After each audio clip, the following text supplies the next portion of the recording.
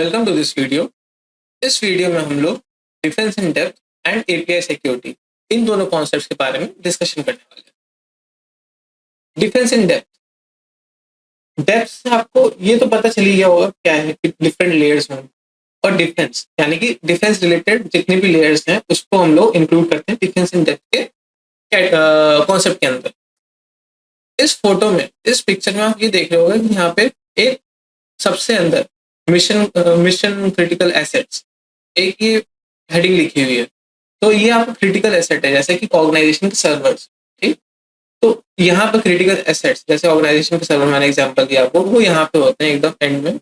और सबसे आउटर में जैसे फिजिकल सिक्योरिटी हो गया, पेरीमीटर एंड नेटवर्क सिक्योरिटी हो गया।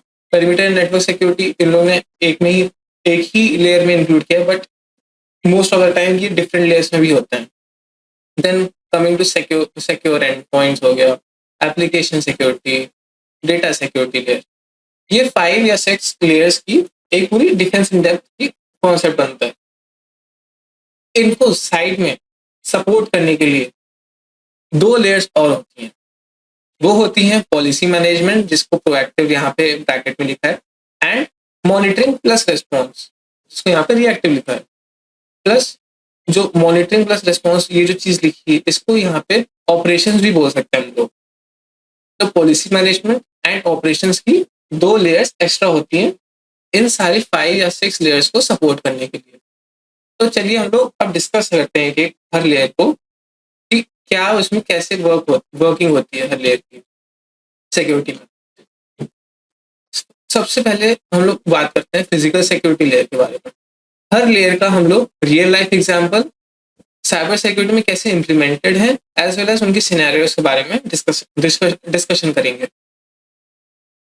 तो फिजिकल सिक्योरिटी का रियल लाइफ एग्जांपल में फेंसेस, वॉल्स हो गई। जैसे आपने देखा होगा आपके घर के बाउंड्री पे आप लोग फेंसिंग करते हो, वॉल बनाते हो। ठीक है, आपने देखा होगा उसमें फेंसिंग में कांटे लगे होते हैं। फिर वॉल बना दी लोगों ने, वॉल के ऊपर ग्लास के पीसेस लगा दिए, वो उनकी अलग सिक्योरिटी चल रही है। ठीक, लॉक्स होते हैं, सर्विलेंस कैमराज होते हैं, सिक्योरिटी गार्ड्स होते हैं। ये सारे रियल लाइफ एग्जांपल्स में आते हैं जो फिजिकल सिक्योरिटी प्रोवाइड करते हैं। लॉक्स से आप घर को लॉक करके जाते हो ताकि आपके एब्सेंस में कोई थीफ ना आ जाए, मतलब कोई अनऑथराइज एक्सेस ना मिल जाए उसको। ठीक, सर्वेलेंस कैमरा में आप ट्राई करते हो देखने का कि आपके घर के बाउंड्री में कौन है, कौन आपके घर के बाहर खड़ा हुआ है, इस तरीके से।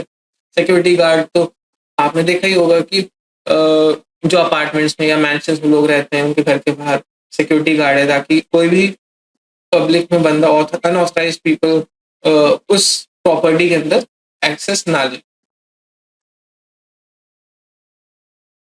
इम्प्लीमेंटेड बाय, इसमें हम लोग समझेंगे कि साइबर सिक्योरिटी में ये जो रियल लाइफ एग्जांपल्स है कैसे इम्प्लीमेंटेड। यहाँ पे आप 3 पॉइंट्स देख रहे होंगे, लिखा है access control systems, CCTV cameras, biometric devices. तो एक्सेस कंट्रोल सिस्टम्स क्या होते हैं? एक्सेस कंट्रोल सिस्टम्स ये होते हैं कि उसमें उन सिस्टम्स के थ्रू आप पर्टिकुलर फाइल्स के ऊपर आप परमिशंस ग्रांट या डिसअलाउ कर सकते हो किसी भी यूजर को। मान लेते हैं, हम लोगों ने पहले भी एग्जांपल लिया था कि कोई नॉर्मल यूजर है, पब्लिकली अवेलेबल abc.txt फाइल है, उसको एक्सेस कर सकता है। बट वो नॉर्मल यूजर जो है वो ETC पासवर्ड या फिर ETC शैडो टाइप की फाइल्स को एक्सेस नहीं कर सकता। पर अगर एडमिन चाहे कि abc.txt जो अभी पब्लिकली अवेलेबल है फाइल, उसको एक नॉर्मल यूजर जो है एक्सेस कर पा रहा है अभी, उसके ऊपर कुछ रिस्ट्रिक्शन लगानी है उसको, तो वो जाएगा और सेट ऑफ ACLs लिखेगा। ACL क्या होता है? ACL is the short form of access control list. उसके रूल्स को उस फाइल के ऊपर इम्प्लीमेंट कर देगा, जिससे कि अब वो जो फाइल है वो रिस्ट्रिक्टेड हो गई है। तो पहले तो वो पब्लिकली अवेलेबल थी, पर अब क्या होगा, या तो पासवर्ड डालना पड़ेगा एक पर्टिकुलर यूजर को तभी वो एक्सेस होगी, या तो बिल्कुल ही एक्सेस नहीं कर पाएगा यूजर जो है। वो होते हैं एक्सेस कंट्रोल्स। फिर CCTV cameras. CCTV cameras obviously it's the implementation of surveillance camera. CCTV camera हर ऑर्गेनाइजेशन में लगे होते हैं ताकि जो एम्प्लॉयज हैं या फिर जो यूजर जो उस बाउंड्री के अंदर है ऑर्गेनाइजेशन के, वो कुछ अनवांटेड या अनऑथराइज एक्टिविटीज ना कर पाए, उनको सर्वेलेंस में लाने के लिए।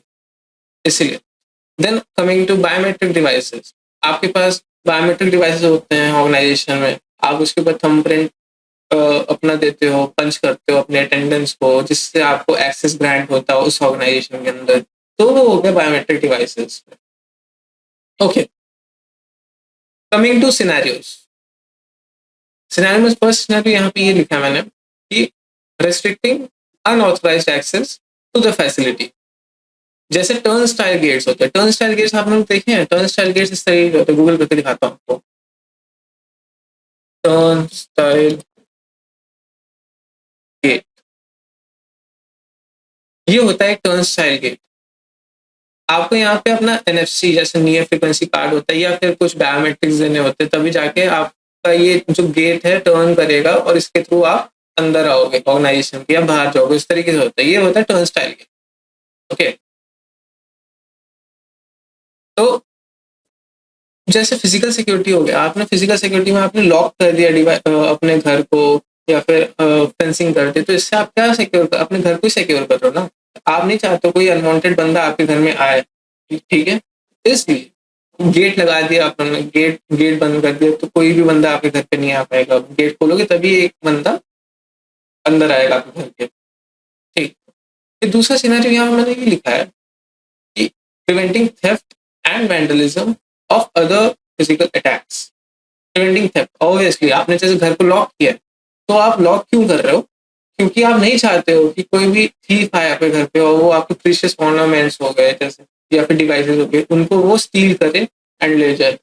या फिर आपके घर में आप ये नहीं चाहोगे आपके एब्सेंस में कोई भी अनऑथराइज बंदा आके वो आपकी चीजों को, आपकी प्रॉपर्टी को डैमेज करके चला जाए। ठीक, इसलिए तो ये तो हो गया फिजिकल सिक्योरिटी लेयर के बारे में। अब आते हैं अपने नेक्स्ट लेयर में जो कि है पेरीमीटर सिक्योरिटी लेयर। इसके भी हम लोग real life examples implemented by and scenarios के बारे में डिस्कशन करेंगे। तो पेरीमीटर सिक्योरिटी में क्या होता है कि फायरवॉल्स यूज होती है, जैसे रियल लाइफ में भी होती है, फायरवॉल्स यूज करते हैं, ये कॉन्सेप्ट होता है। Then intrusion detection and prevention systems हो गया, ठीक, डीमिलिटराइज जोन्स हो गए। आपने देखे होंगे कुछ, जैसे डिफेंस एरिया में आप जाओगे तो वहां पे लिखा होता है प्रोहिबिटेड एरिया, तो डीमिलिटराइज जोन्स हो गए, इस तरीके से। वो दूसरा कॉन्सेप्ट होता है बट फिजिकल में ही होता है, वो इम्प्लीमेंटेड होता है, रियल लाइफ में होता है, सर रियल लाइफ में उसका इम्प्लीमेंटेशन होता है। नेटवर्क सेगमेंटेशन हो गए, ठीक, ये सारे हो गए कॉन्सेप्ट्स जिनको हमें साइबर सिक्योरिटी में भी इम्प्लीमेंट करना होता है। तो इम्प्लीमेंट करना है तो उसके लिए हम लोगों ने इम्प्लीमेंट किया इन सारे 4 पॉइंट्स को एज एक्सेस कंट्रोल सिस्टम। फिर से आपको सेम कॉन्सेप्ट को डिफरेंट लेयर्स में भी मिल सकता है आपको, क्योंकि आजकल क्या है कि जो डिवाइसेस है, एक पर्टिकुलर डिवाइस में बहुत सारी मैकेनिज्म पहले से लगी होती है, तो इसलिए तो एक्सेस कंट्रोल सिस्टम फिर से आ गया, सीसीटीवी कैमरास, बायोमेट्रिक डिवाइसेस फिर से आ गए। ठीक, इस तरीके से आपका साइबर सिक्योरिटी में भी ये वाले कॉन्सेप्ट ऐसे इम्प्लीमेंट होते हैं। कमिंग टू सिनेरियोस, हम लोग को पेरीमीटर में अपने पेरीमीटर, आप समझ रहे हो पेरीमीटर क्या, नेटवर्क का पेरीमीटर, यानी कि एक ऑर्गेनाइजेशन है, ठीक, उसकी एक कोई बाउंड्री होगी और उस बाउंड्री के अंदर एज अ होल एक पूरा नेटवर्क चल रहा होगा। वो पॉसिबिलिटी ऑब्वियसली हमेशा रहेगी कि उसके अंदर भी बहुत सारे सबनेट्स वगैरह होंगे, बट उस ऑर्गेनाइजेशन की पूरी बाउंड्री में एक नेटवर्क तो हो गई, ठीक, चाहे उन लोगों ने नेटवर्क की सेगमेंटेशन कर दी।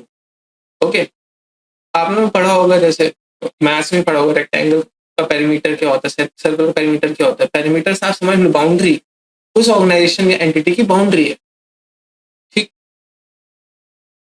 सिनेरियोस में protecting the network from external threats.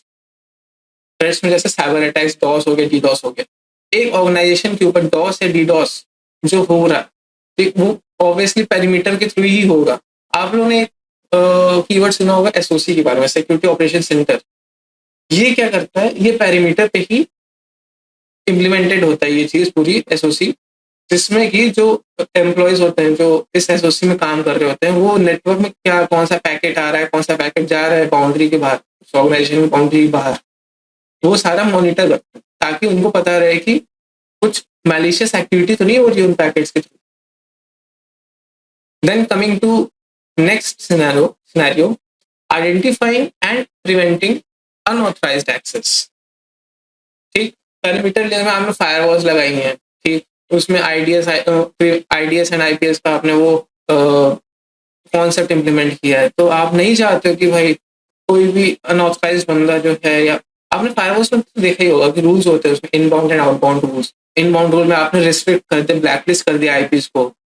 उस तरीके से ये चीजें यहाँ पे रियल लाइफ में इम्प्लीमेंट होती हैं in cyber security. Then filtering traffic, हाँ यहाँ पे मैंने लिखा है फिल्टरिंग ट्रैफिक में जैसे आईपी ब्लैक लिस्टिंग हो गई। मेरे को पता है कि ये कुछ सर्टेन आईपीज हैं, रशिया की हैं, अगर रशियन हैकर्स यूज करते हैं उसको, तो मैं उन आईपीज को इंडिया में अपने ऑर्गेनाइजेशन के ऊपर ब्लॉक करके रखूंगा, क्योंकि मैं नहीं चाहता हूँ कि वो जो हैकर्स हैं वो मेरी फायरवॉल को बाईपास करके मेरे ऑर्गेनाइजेशन को किसी भी तरीके का साइबर थ्रेट पहुंचाए, साइबर अटैक पहुंचाए। उसमें फिर डिफरेंट कॉन्सेप्ट और भी आते हैं, फिर फायरवॉल के रूल्स को बाईपास करना वो अलग कॉन्सेप्ट आता है, वो बाईपासिंग में आता है, बट ये भी एक रूल सिनेरियो होता है। Coming to the next layer which is network security layer. अब पेरीमीटर नेटवर्क में ये डिफरेंस आएगा कि मैंने बताया आपको, पेरीमीटर जो है पूरी बाउंड्री बाउंड्री हो गई है, ठीक। नेटवर्क जो हो गया उसके अंदर सबनेट्स होंगे बहुत सारे डिफरेंट। एचआर डिपार्टमेंट का अपना नेटवर्क हो गया, आईटी एम्प्लॉयज का अपना एक नेटवर्क हो गया, ओटी का एक अपना नेटवर्क हो गया। इस तरीके से नेटवर्क सेगमेंटेड है, तो उस नेटवर्क पर कैसे सिक्योरिटी हो सकती है। रियल लाइफ एग्जांपल में जैसे नेटवर्क सेगमेंटेशन होती है, वी लैन होते हैं, वर्चुअल लैन, एक्सेस कंट्रोल लिस्ट होती हैं, वायरलेस सिक्योरिटी होती है, डेटा एन्क्रिप्शन होता है। ये सारे एग्जांपल्स हैं जिनको हम लोग इम्प्लीमेंट करते हैं अपने रियल लाइफ में भी कि हम लोग अगर कोई डेटा भेज रहे हैं तो प्लेन टेक्स्ट के बजाय, if it is sensitive, obviously अब ऑर्गेनाइजेशन कोई डेटा इनफ्लो है अगर, तो आप नहीं चाहोगे जो ऑर्गेनाइजेशन का जो डेटा है वो प्लेन टेक्स्ट में जाए। It might be sensitive also, it might not, but still encrypted जाना चाहिए। तो ये कॉन्सेप्ट कैसे इंप्लीमेंट होते हैं एक साइबर सिक्योरिटी में? These are implemented using routers, switches, firewalls, IDS, IPS, VPN encryption tools. Routers में क्या होता है? राउटर्स, एक राउटर जो होता है वो आपके नेटवर्क को सेगमेंट कर देता है, क्योंकि राउटर की एक अपनी खुद की दो आईपीज होती हैं, एक एक तो पब्लिकली अवेलेबल होती है, एक अपनी खुद की होती है, या मतलब दो नेटवर्क्स को वो ज्वाइन कराता है। राउटर का ये रोल होता है। तो जो नेटवर्क सेगमेंटेशन है वो तो राउटर से हम लोगों ने कर दिया, स्विचेस से भी कर सकते हैं हम लोग नेटवर्क को एक सेगमेंट, ठीक। फायरवॉल्स हो गया, अगेन फायरवॉल्स के थ्रू आप लोग ने फायरवॉल को आपने इम्प्लीमेंट कर दिया राउटर के साथ, फिर आपने उसमें लिख दिया, उसमें आपने रूल लिख दिया इनबाउंड का कि इस पर्टिकुलर नेटवर्क से, इस पर्टिकुलर सबनेट से हमारे पास कोई भी डेटा नहीं आना चाहिए, या इस पर्टिकुलर सबनेट को हमारा कोई भी पैकेट नहीं जाना चाहिए, तो वो आउटबाउंड का रूल हो गया। आईडीएस, आईपीएस यानी कि intrusion detection systems as well as intrusion prevention systems. तो आईडीएस, आईपीएस का रोल क्या है? एज द नेम सजेस्ट कि डिटेक्ट कर रहा है वो सिर्फ इंट्रूजन हो रहा है कि नहीं आईडीएस, बट आईपीएस क्या करता है? इंट्रूजन प्रिवेंशन सिस्टम वो detect as well as prevent भी कर देता है। तो अब इसमें डिफरेंट टाइप्स ऑफ आते हैं आईडीएस, आईपीएस, जैसे यूरिस्टिक्स बेस्ड हो गए, सिग्नेचर बेस्ड हो गए, वो अलग हो गया वो पूरा concept. Then coming to VPN and encryption tools. Okay, data encryption करना है तो आप अगर ऑर्गेनाइजेशन के बाहर हो, बट आपको ऑर्गेनाइजेशन का नेटवर्क यूज करना है अगर, तो उस केस में आप लोग वीपीएन का यूज करते हो, वर्चुअल प्राइवेट नेटवर्क। हम लोग ने लास्ट वीडियो में भी हम लोगों ने डिस्कस किया था कि वीपीएन जो होता है वो आपको टनल प्रोवाइड कराता है, end to end encryption provide कराता है, तो इसलिए मैंने वो चीज बताई। सिनेरियोस क्या होते हैं? Securing the network from internal and external threats like leaking sensitive information in network, compromised device, trying to increase the scope, malware और unauthorized access attempt। इन सभी के बारे में हम लोग ने अभी डिस्कशन भी किया था। प्रिवेंटिंग अनऑथराइज्ड एक्सेस, लाइक हम लोग ने अगर हम लोग बात करें हब स्विचेस के बारे में, उसमें हम लोग बोलेंगे कि जो ऑर्गेनाइजेशन के अंदर राउटर्स हो गए, राउटर्स में भी तो जो अगर जो ऑर्गेनाइजेशन है, हम ऑर्गेनाइजेशन चाहती है कि जो उसके एम्प्लॉयज हैं सिर्फ वही उस राउटर को यूज कर पाए, तो राउटर में उन्होंने रूल्स लिख दिए डिफरेंट। राउटर में तो नहीं लिखेंगे, बट उसमें स्विचेस एंड हब्स में वो मैक एड्रेस की फिल्टरिंग करा सकते हैं वो लोग। वाइट लिस्ट कर सकते हो, protecting wireless networks. Coming to the next layer, host and point security layer. Host या एंड पॉइंट एक ही चीज होती है, या फिर नोड भी बोल सकते हो आप, ठीक। सिक्योरिटी लेयर, तो ये होस्ट एंड पॉइंट या नोड, इससे आप क्या डिनोट कर रहे हो? जैसे मेरा कंप्यूटर है, तो कंप्यूटर को हम होस्ट एंड पॉइंट या नोड बोलते हैं, ठीक, as a whole computer. Real life examples में देखते हैं, जैसे कि ऑपरेटिंग सिस्टम सिक्योरिटी हो गई, OS security, antivirus anti malware software हो गए, पैच मैनेजमेंट हो गए, यूजर ऑथेंटिकेशन हो गया, एंड पासवर्ड पॉलिसीज हो गई। तो ये जो है, ये आप चाहोगे कि आपका जो कंप्यूटर है उसके अंदर आपका जो ऑपरेटिंग सिस्टम है वो आपका एकदम सिक्योर रहे, ठीक। पैच मैनेजमेंट, कि हमेशा पैच रहे, इस तरीके से जो ये कॉन्सेप्ट होता है होस्ट एंड पॉइंट सिक्योरिटी का, वो वर्क करता है। अब ये जो कॉन्सेप्ट्स हैं, इनको इम्प्लीमेंट कैसे कराते हो साइबर सिक्योरिटी में? तो ऑपरेटिंग सिस्टम सिक्योरिटी है या एंटीवायरस एंटी मालवेयर सॉफ्टवेयर है, तो उसको आप इम्प्लीमेंट कराओगे एंटीवायरस सॉफ्टवेयर में ऑब्वियसली, ठीक। आईडीएस आईपीएस अगेन आप यूज कर सकते हो, क्यों? क्योंकि आप आईपीएस जो है या आईडीएस जो है वो आपके पैकेट्स को मॉनिटर कर रहा है हमेशा। इवन आईपीएस जो है वो डिटेक्ट करने के साथ साथ प्रिवेंट भी कर रहा है कोई साइबर अटैक आपके पर्टिकुलर कंप्यूटर के ऊपर। होस्ट बेस्ड आईडीएस आईपीएस भी होते हैं, नेटवर्क में तो होता ही होता है, आईडीएस आईपीएस तो होता ही है नेटवर्क में, बट होस्ट बेस्ड भी होते हैं आईडीएस आईपीएस, जो एक पर्टिकुलर होस्ट के ऊपर लगा के रखा है। जैसे अब मेरे को सर्वर को सिक्योर करना है, तो मैंने सर्वर के ऊपर स्पेसिफिकली आईडीएस और आईपीएस लगा के रखा हुआ। फिर आते हैं पैच मैनेजमेंट टूल। अगर आप लोग विंडोज का ऑपरेटिंग सिस्टम यूज करते हैं, ठीक, तो उसमें आपने देखा होगा कि आपको अपडेट्स आते रहते हैं बहुत सारे, ठीक। तो वो जो अपडेट्स आ रहे हैं वो क्यों आ रहे हैं? क्योंकि आपका आपका जो विंडोज है उसने प्रीवियस वर्जन को हटा के अब नए वर्जन के लिए वो अपडेट किया है। प्रीवियस और न्यू वर्जन में कुछ सिक्योरिटी अपडेट्स होंगे ऑब्वियसली, या फिर कुछ न्यू फीचर्स भी हो सकते हैं, बट ऑब्वियसली कुछ ना कुछ सिक्योरिटी के फीचर्स होते ही हैं ऐड। एक्सेस कंट्रोल सॉफ्टवेयर जैसे कि set FACL in Linux. Access control के बारे में मैंने बताया था, एसीएल एक्सेस कंट्रोल लिस्ट। आप लाइनक्स के ऊपर using set FACL command, set FACL एक कमांड होती है लाइनक्स के अंदर, उसके थ्रू आप किसी भी एक पर्टिकुलर फाइल के ऊपर उसके ऑथराइजेशंस जो एक्सेस कंट्रोल्स हैं वो आप मेंशन कर सकते हैं कि मेरे पास 10 यूजर हैं, तो 10 यूजर के पास एक्सेस पूरा ना रहे abc.txt का, ठीक। आप चाहोगे कि अच्छा 3 यूजर जो है ये स्पेसिफिक यूजर ये सिर्फ रीड कर पाए उस फाइल को, फिर आप चाहोगे कि ये 3 यूजर्स जो हैं ये सिर्फ और सिर्फ उसको राइट कर पाए, फिर बचे हुए जो 3 यूजर्स हैं वो उसको एग्जीक्यूट कर पाए उस फाइल को abc.txt को, और फिर एक यूजर जो बच रहा है अभी वो तीनों रीड राइट एग्जीक्यूट तीनों कर पाए। या इस तरीके से बिल्कुल ही या तो पब्लिकली एक्सेस था उस abc.txt का, तो आपने बोला कि 10 यूजर्स को बिल्कुल भी एक्सेस ना मिले, तो उस तरीके से आप एसीएस को डिफाइन कर सकते हो यूजिंग सेट एफएसीएल। फिर आते हैं सिनेरियोज के ऊपर। सिनेरियो जैसे कि protecting servers and endpoints from malicious activities, controlling access to sensitive data. Host का मतलब क्या हुआ? होस्ट का मतलब कंप्यूटर है। कंप्यूटर में आप नहीं चाहोगे कि भाई आपका कंप्यूटर जो है वो कोई भी यूज कर पाए विदाउट एनी ऑथराइजेशन ऑथेंटिकेशन या आपकी परमिशन।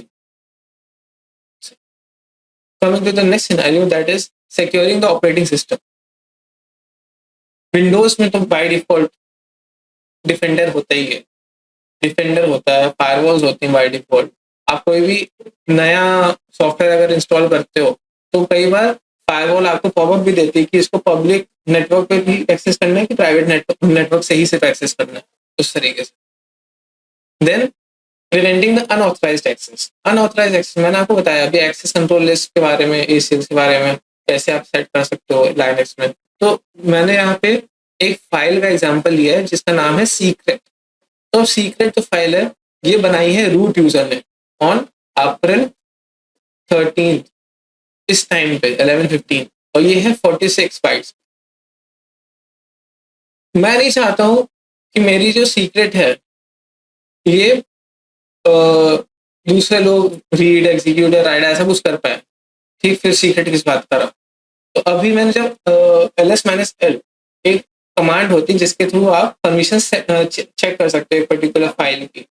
तो मेरे को यहाँ पता चला कि जो ये ओनर है, फर्स्ट जो RW एंड डैश लिखा है ना, ये ओनर के लिए होता है।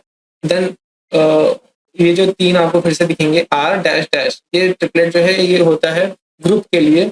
एंड देन ये R डैश डैश फिर से जो ट्रिपलेट दिख रहा है आपको, ये होता है अदर यूजर्स जो होते हैं, जो ओनर नहीं है, ग्रुप में भी नहीं है, जो दूसरे यूजर्स हैं। तो मैं यहाँ देखूंगा तो मेरे को दिखा कि रीड और राइट का एक्सेस है ओनर को, एग्जीक्यूट नहीं कर सकता हूँ अभी मैं। ठीक, ग्रुप्स जो हैं वो रीड कर सकते हैं, राइट और एग्जीक्यूट नहीं कर सकते हैं, डैश डैश है।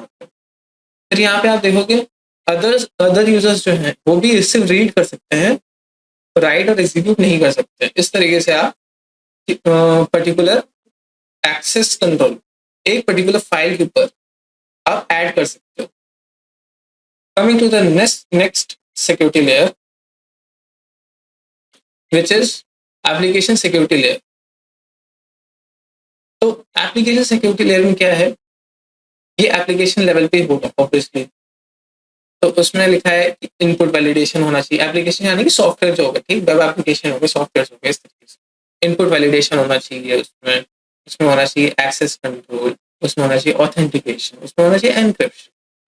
इनपुट वैलिडेशन आपने देखा एसक्यूएल इंजेक्शन कैसे किया, आपके पास आपने उसमें सिंगल कोट ऐड किया और उसमें पूरी क्वेरी लिखी। ठीक, एक्सेस कैसे किया, आपने एंग्लो ब्रैकेट्स के अंदर स्क्रिप्ट लिखी, फिर अलर्ट लिखा, फिर उसके बाद पैरेंथेसिस के बाद 1 लिखा, या फिर डॉक्यूमेंट डॉट कुकी लिखी, इट डिपेंड्स। ठीक, तो क्यों उसमें ये सब चीजें आपने इनपुट वैलिडेट नहीं करवा रहे हो भाई। अगर मेरे पास मेरे को पता है कि उसमें क्वांटिटी पूछ रहा हूँ अगर मैं, तो क्वांटिटी हमेशा इंटीजर्स में होगी। ठीक, तो मैं उसमें कैरेक्टर्स जो होते हैं, स्पेशल कैरेक्टर्स या फिर लेटर्स हो गए ABC to Z, upper case lower case both, ठीक, मैं उनको क्यों ले रहा हूँ एज एन इनपुट। अगर वो मेरे को सिर्फ और सिर्फ इनपुट चाहिए इंटीजर का, तो ये चीज होनी चाहिए, इनपुट वैलिडेशन होनी चाहिए, एक्सेस कंट्रोल होना चाहिए, अगेन ऑथेंटिकेशन होना चाहिए। कोई भी वेब एप्लीकेशन है उसमें लॉगिन पोर्टल तो होना ही चाहिए एटलीस्ट। अगर कुछ सिक्योरिटी या ऑथराइजेशन कुछ उसमें एक्सेस कंट्रोल का कुछ उसमें कॉन्सेप्ट लगा रहे हो तो एनक्रिप्शन तो होना ही चाहिए भाई। अगर वेबसाइट है, ठीक, उसमें अगर आपका जो डेटा है वो इनसिक्योर फॉर्मेट में जा रहा है, कि जो अटैकर है वो man in the middle attack कर दे, तो उसके बारे में हम पढ़ेंगे आगे। MITM करते हैं man in the middle attack की।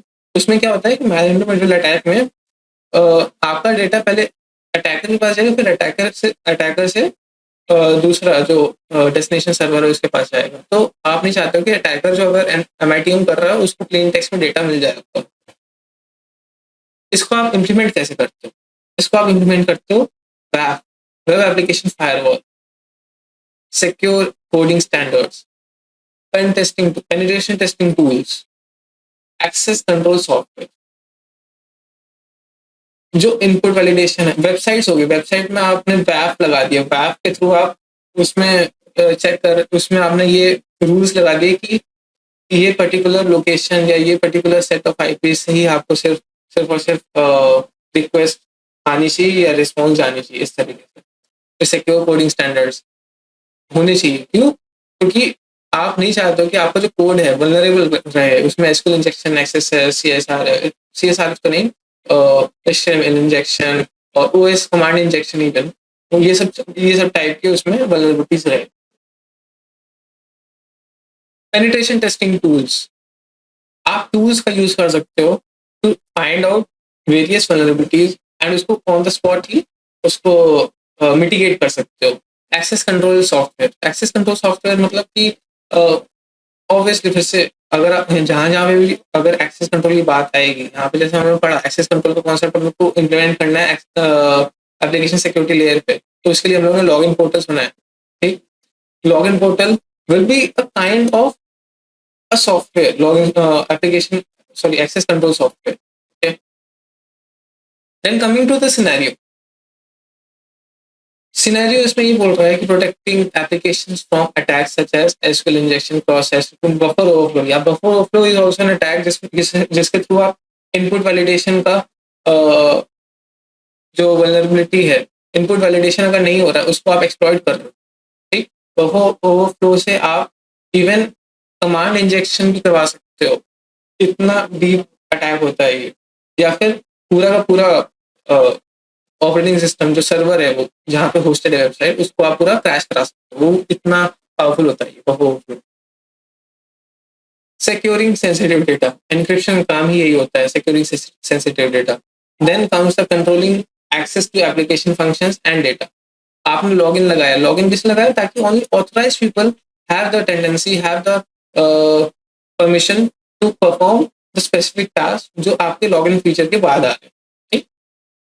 Coming to the next layer and this is the last layer जिसमें डेटा सिक्योरिटी लेयर के बारे में आता है। इसके रियल लाइफ एग्जांपल्स ये आएंगे कि एनक्रिप्शन का concept, backup and recovery concept, access control, data loss prevention. अगर आपको डेटा को सिक्योर रखना है, डेटा को अगर सिक्योर रखना है तो आपको एनक्रिप्शन तो करना ही पड़ेगा। अगर आप उसको प्लेन टेक्स्ट में रख रहे हो, पासवर्ड आपने प्लेन टेक्स्ट में रख लिया, पासवर्ड के लिए चलो ठीक है, दूसरा कॉन्सेप्ट ये हैश का, बट हैश को अगर छोड़ दें अभी तो उनको आपको एनक्रिप्ट रखना चाहिए। जो सेंसिटिव फाइल्स है जिसमें आपको सेंसिटिव इन्फॉर्मेशन है लोगों की, कस्टमर की, इवन फ्लिपकार्ट है, फ्लिपकार्ट के पास कस्टमर का डेटा ऐसे ही पड़ा है प्लेन टेक्स्ट में पूरा, जैसे नेम पड़ा है, एड्रेस पड़ा है, उसने क्या क्या शॉपिंग करी है अभी तक, उसने कौन कौन से प्रोडक्ट्स को व्यू किया है, सिर्फ कार्ट में कौन कौन से रखी हैं, और उसका फोन नंबर, सब कुछ। अगर वो प्लेन टेक्स्ट में पड़ा हुआ है तब तो it is very high chance to compromise that data gets compromise, और अटैकर के तो मजे हो जाएंगे क्योंकि प्लेन टेक्स्ट में पड़ा हुआ है, एन्क्रिप्शन है ही नहीं उसके ऊपर कुछ। बैकअप एंड रिकवरी, हर ऑर्गेनाइजेशन में बैकअप एंड रिकवरी तो होनी चाहिए, हर हफ्ते का या फिर हर दिन का, depending upon the how critical data it is. अगर फ्लिपकार्ट है, ठीक है, फ्लिपकार्ट का फिर से एग्जाम्पल लेते हैं, फ्लिपकार्ट है तो उसका उसके पास ये सिनेरियो तो हमेशा बना ही रहेगा कि उसके पास साइबर अटैक हो जाए। तो अब साइबर अटैक हो जाए या अगर रैंसमवेयर, चलिए रैंसमवेयर अटैक के बारे में बात करते हैं। इस केस में रैंसमवेयर अटैक हो जाए अगर ऑर्गेनाइजेशन के ऊपर, जिसमें कि पूरा डेटा एनक्रिप्ट हो जाता है, हम लोग एक्सेस कर ही नहीं सकते बिल्कुल भी उसको विदाउट डिक्रिप्टिंग इट। डिक्रिप्शन की हमारे पास नहीं होती तो हम लोग इसलिए डिक्रिप्ट नहीं कर सकते उसको। तो अगर हमारे बैकअप नहीं पड़ा है डेटा का तो वो तो पूरा डेटा चला गया, एनक्रिप्ट हो गया, वो तो बेकार। आपने रैंसम पे भी कर दिया अगर हैकर को, तब भी आपको श्योरिटी नहीं रहेगी कि आपको डेटा वापस मिलेगा कि नहीं मिलेगा। Okay, then access control again, data security. जो डेटा है क्या मैं एक्सेस कर सकता हूँ कि नहीं? फ्लिपकार्ट का जो पूरा कस्टमर बेस पड़ा हुआ है, मैं access as a normal user कर सकता हूँ? नहीं कर सकता हूँ, मैं सिर्फ अपना डेटा एक्सेस कर सकता हूँ, ठीक। डेटा लॉस प्रिवेंशन, अगर डेटा लॉस प्रिवेंशन यानी कि डीएलपीज के बारे में हम लोग बात करते हैं। डीएलपीज लगे होते हैं नेटवर्क के ऊपर कि बहुत sensitive data even in network, गलती से भी डेटा लॉस ना हो जाए, उसको जो सेंसिटिव इन्फॉर्मेशन है नेटवर्क में भी लीक नहीं होनी चाहिए, तो इसीलिए हम लोग डीएलपीज यूज करते हैं। इम्प्लीमेंटेशन के ऊपर आते हैं तो यहाँ पे software for encryption, backup and recovery software, access control software and DLP software. इन चीजों के बारे में हम लोगों ने अभी बात करी, डीएलपी कैसे यूज होता है सॉफ्टवेयर फॉर एनक्रिप्शन, हम लोगों ने एनक्रिप्शन के बारे में बात करी थी। डिफरेंट सॉफ्टवेयर आते हैं उस जो कि आरएसए एल्गोरिथम्स, डीएसए एल्गोरिथम्स का यूज करके एनक्रिप्ट करते हैं डेटा, इवन फाइल का डेटा, फाइल को पूरा एनक्रिप्ट कर देंगे आपको, ठीक। बैकअप एंड रिकवरी ऑप्शंस, आपको बैकअप लेना चाहिए, हर आपके पास हार्ड डिस्क होनी चाहिए, पूरा एक डेटा सेंटर होना चाहिए जिसके पूरा बैकअप ले रहे हो। एक्सेस कंट्रोल सॉफ्टवेयर हम लोग बात करते हैं इस बारे में बहुत सारी। तो सिनेरियोस क्या है इसमें? Protecting sensitive data at rest and in transit. Data जो है ऑब्वियसली डेटा एट रेस्ट या फिर इन फ्लो, दोनों में उसको सिक्योर होना चाहिए।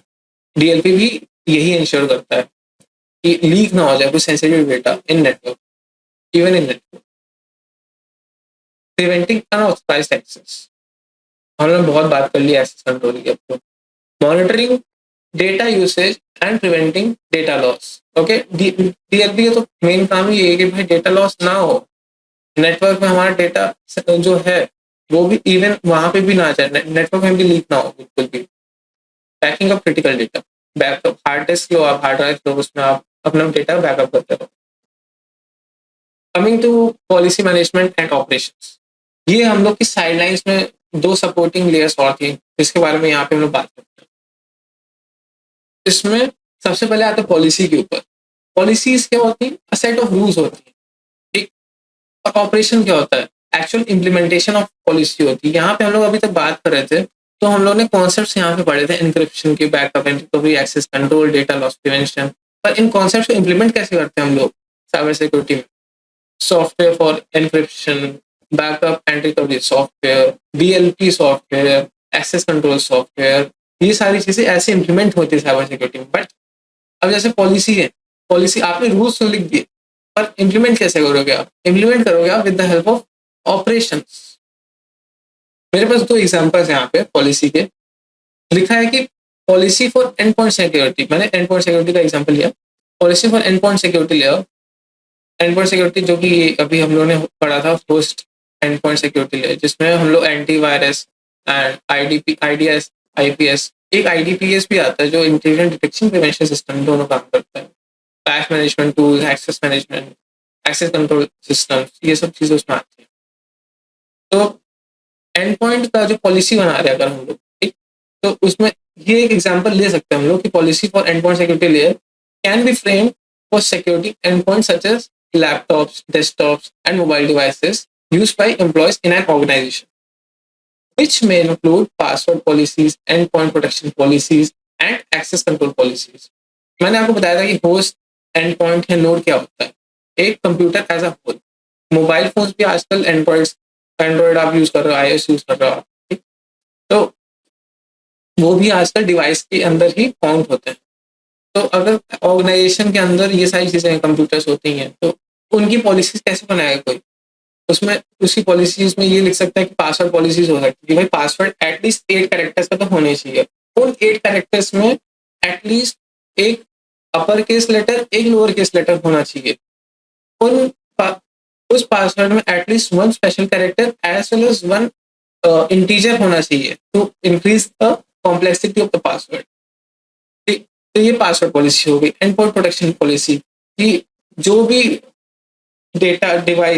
डिवाइस हमारे ऑर्गेनाइजेशन में एंटर करेगा उसके ऊपर एंटीवायरस होना ही चाहिए, एटलीस्ट तो अच्छी कंपनी का होना चाहिए। और कोई भी third party tools, crack tools use नहीं होने चाहिए, ये भी एक पॉलिसी होती है। एक्सेस कंट्रोल पॉलिसीज होती हैं कि जो कंप्यूटर है उसके अंदर एडमिनिस्ट्रेटर और गेस्ट अकाउंट होना चाहिए। मतलब इस तरीके से उसमें आप एक्सेस कंट्रोल्स भी दे सकते हो। ऑपरेशन जो होता है, अब ये जो पॉलिसी हमने पढ़ी, इसका इम्प्लीमेंटेशन कैसे कराओगे आप किसी भी इंडस्ट्री में? ऐसे एंड पॉइंट सिक्योरिटी लेयर इस तरीके से आप करवा सकते हो, जैसे the operation for end point security layer can involve managing and monitoring the end points, installing and updating endpoint protection software such as antivirus, monitoring endpoint activity for suspicious behavior. भाई आपने पॉलिसी तो बना दी, ठीक, पर आपको कैसे पता चलेगा कि वो जो डिवाइसेस लोग यूज कर रहे हैं, एम्प्लॉयज यूज कर रहे हैं, वो उन लोगों ने एंटीवायरस लगाया है अपने में, वो जो पॉलिसी हम लोग लिखी है वो सब वो फॉलो कर रहे हैं नहीं कर रहे हैं, और पासवर्ड जो है उसमें जो 8 कैरेक्टर्स हैं कि नहीं है, जो पासवर्ड पॉलिसी उसको फॉलो कर रहे हैं कि नहीं कर रहे हैं, वो सब जो चीजें हैं वो ऑपरेशंस में आएंगे। ऑपरेशन एसओसी जो होता है ना, मैं आपको दिखाता हूँ, एक फोटो दिखाता हूँ यहाँ पे एसओसी की। एसओसी किसी भी इमेज पे जाते हैं, देखो किस तरीके का होता है एसओसी। इतने सारे आपके पास मॉनिटर्स होते हैं, ग्राफ्स चल रहे होते हैं बहुत सारे, इतने सारे यहाँ पे मॉनिटर्स होते हैं, वेरियस टाइप ऑफ ग्राफ्स होते हैं, उस ग्राफ में वेरियस इंफॉर्मेशन होती है और a particular node, her node की इंफॉर्मेशन होती है उसमें, क्या कर रहा है, कितने पैकेट्स, कैसे पैकेट्स जा रहे हैं उसके अंदर, तो सब डेटा उस एसओसी में होता है। ऐसे ही आपके पास एनओसी भी होता है, नेटवर्क ऑपरेशन सेंटर, उसके अलग रूल्स होते हैं। तो this is how a policy and as well as operations work. आपके पॉलिसी के अंदर इतने सारे ऑर्गेनाइजेशन है पॉलिसीज डिफाइन करने की, जैसे हिपा हो गया, ठीक, आईएसओ हो गया, और भी बहुत सारी होती हैं ऑर्गेनाइजेशन जो आपकी पॉलिसीज को सेट कराती हैं। Policies are benchmark. अगर ऑर्गेनाइजेशन उन बेंचमार्क को फॉलो कर रहा है तो बहुत ही अच्छा। फ्लिपकार्ट जो है, अगर उसको कस्टमर का ट्रस्ट जीतना है कि भाई कस्टमर, अगर मैं ऐसा कस्टमर हूँ फ्लिपकार्ट का, तो मैं चाहूंगा कि मेरा डेटा हमेशा हमेशा सेफ रहे, ठीक।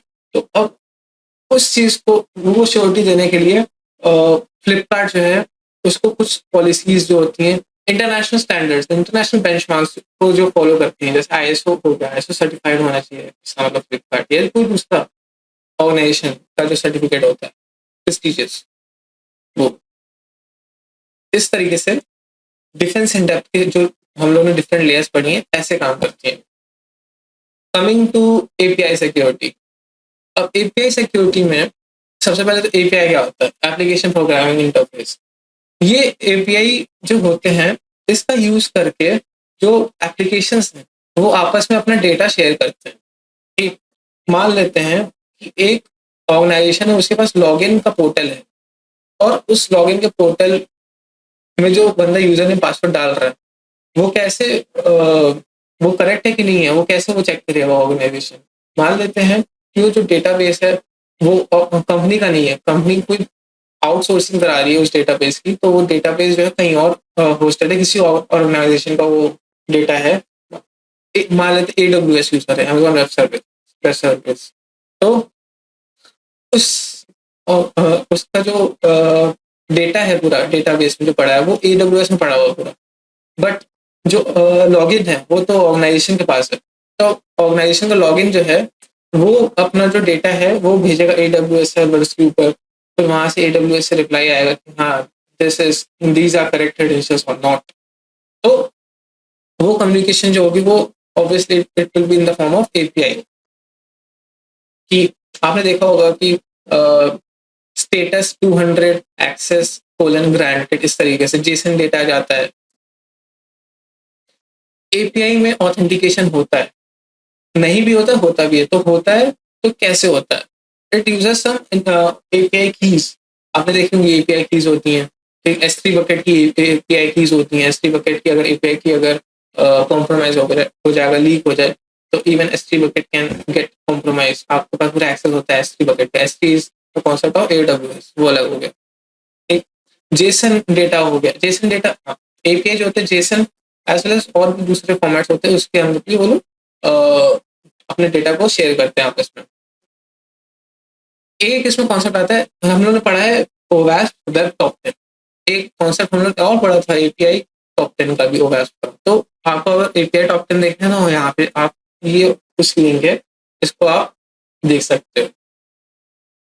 मैंने यहाँ पे लिस्ट भी करके रखे हैं OWASP API top 10 as well as JWT। JWT क्या होता है? जेसन वेब टोकन होता है, जिस वो भी एक तरीके का आपका पूरा एपीआई ही होता है। एपीआई के फॉर्मेट में आपका डेटा ट्रांसफर हो रहा है सर्वर और क्लाइंट के बीच में। तो OWASP के एपीआई टॉप 10 देखते हैं हम लोग पहले। जैसे broken access control, broken object level authority, broken access control was in web top 10। इसमें अलग है broken object level authorization. IDOR पढ़ा था हम लोग ने OWASP टॉप 10 में, वो यहाँ पे भी होता है। आइडोर यहाँ पे भी होता है। एपीआई में ID इक्वल टू 2 करके कोई ऐसी वैल्यू जा रही है, तो ID इक्वल टू 2 की जगह आपने ID इक्वल टू 3 कर दिया, तो वो फिर अगेन आइडोर का पार्ट है। हमारे पास ID इक्वल टू 3 का डेटा हम लोग को मिल गया। उस तरीके से जो एक्सेस कंट्रोल वाला जो हम लोग पार्ट पढ़ा था वेब के अंदर, वो यहाँ पे अप्लाई होता है एपीआई के अंदर, बट उसका नाम बस डिफरेंट है यहाँ पे। फिर लिखा है broken user authentication. Broken user authentication, उसमें एक एग्जांपल मैंने यहाँ लिखा है प्रेडिक्टेबल एपीआई कीज। और एपीआई की ही आपकी प्रेडिक्टेबल है, ठीक। तो एक पर्टिकुलर पैटर्न फॉलो कर रही है, जैसे कि date time slash user name, इस तरीके से। तो इट इज ऑब्वियस कि आपका जो ऑथेंटिकेशन है वो कॉम्प्रोमाइज हो सकता है, क्योंकि आप एक पर्टिकुलर पैटर्न को फॉलो कर रहे हो एज एन और एपीआई कीज। फिर आते हैं एक्सेसिव डेटा एक्सपोजर, जिसमें कि आपकी कई बार सेंसिटिव इन्फॉर्मेशन जो होती है वो भी एपीआई में लीक हो जाती है। आपका यूजर नेम तो जा रहा है but as well as password भी आपका दिख गया एपीआई में, तो it is not correct. Like उस वो sensitive information password should not displayed in the API response या फिर कहीं पे भी। It is not a good practice. So that comes under excessive data exposure, lack of resources and rate limiting, brute force attack। हम लोग पढ़ा ही था verb में brute force attack, यानी कि आप बहुत सारे request in a particular pattern आप भेज रहे हो एक पर्टिकुलर सर्वर पे, तो वो ब्रूट फोर्स अटैक है। अब कोई ना कोई एक चल जाए तो वो आपका लक है। हम लोगों ने ब्रूट फोर्स किया था, though it was not brute force, it was a dictionary attack, but as a brute force अगर हम लोग समझे तो टॉमकैट के क्रेडेंशियल्स हम लोग निकाल रहे थे टॉमकैट यूजर्स को, कौन सा करेक्ट यूजर नेम पासवर्ड का कॉम्बिनेशन उसको टॉमकैट एक्सेस देते हम लोग को, ठीक है। Then broken functional level authorization, इसमें मैंने यहाँ पे लिखा है example changing request methods. Get method में जा रही थी कोई रिक्वेस्ट एपीआई की, मैंने कर दिया पोस्ट, गेट को पोस्ट कर दिया मैंने, तो इसलिए पोस्ट सर्वर तो एक्सपेक्ट नहीं कर रहा था पोस्ट करना, बट उसको पोस्ट मेथड मिला, या फिर डिलीट कर दिया मैंने। बहुत सारे मेथड होते हैं, मैं दिखाता हूँ आपको यहाँ नोट पैड में।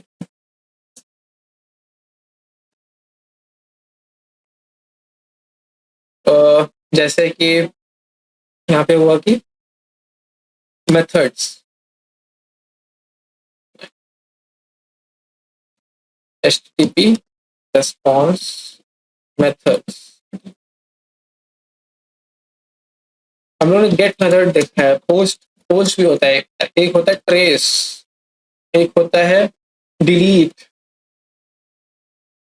एक होता है पुट मेथड। तो ये जितने मेथड्स है ना, अगर गेट मेथड में रिक्वेस्ट जा रही थी अगर वो वाली एपीआई के लिए, और मैंने उसको कर दिया डिलीट, तो क्या पता एपीआई ऐसे फंक्शन करता है कि उसने डिलीट ही कर दी वो एपीआई के रिगार्डिंग जितना भी डेटा था, वो पूरा डेटा ही डिलीट हो गया वहाँ डेटाबेस से। It is a vulnerability, you cannot afford to have such kind of mistakes,